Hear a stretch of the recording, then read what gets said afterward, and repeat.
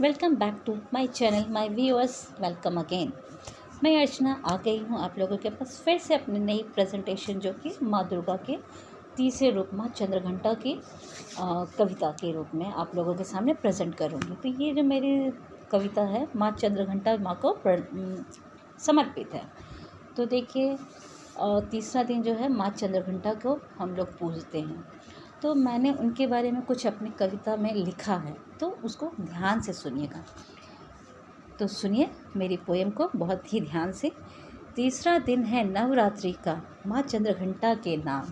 तीसरा दिन है नवरात्रि का माँ चंद्रघंटा के नाम। रूप सलोना सुंदर माँ का वर्ण है जैसे चाँद।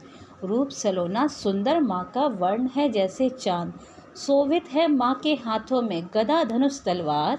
शोभित है माँ के हाथों में गदा धनुष तलवार। उठा के त्रिशूल कर रही है दुष्टों का संहार। उठा के त्रिशूल कर रही है दुष्टों का संहार। अर्धचंद्र घंटे का माँ के शीश पर है आकार। अर्धचंद्र घंटे का माँ के शीश पर है आकार। भक्तों के कष्ट निवारण हेतु रहती है हमेशा तैयार। भक्तों के कष्ट निवारण हेतु रहती है हमेशा तैयार। माँ रहती है अपने श्रेष्ठ सिंह पर सवार। माँ रहती है अपने श्रेष्ठ सिंह पर सवार।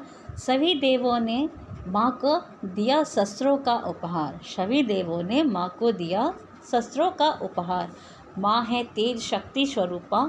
माँ है तेज शक्ति स्वरूपा। तीनों लोक में बजता इनके शक्ति का डंका।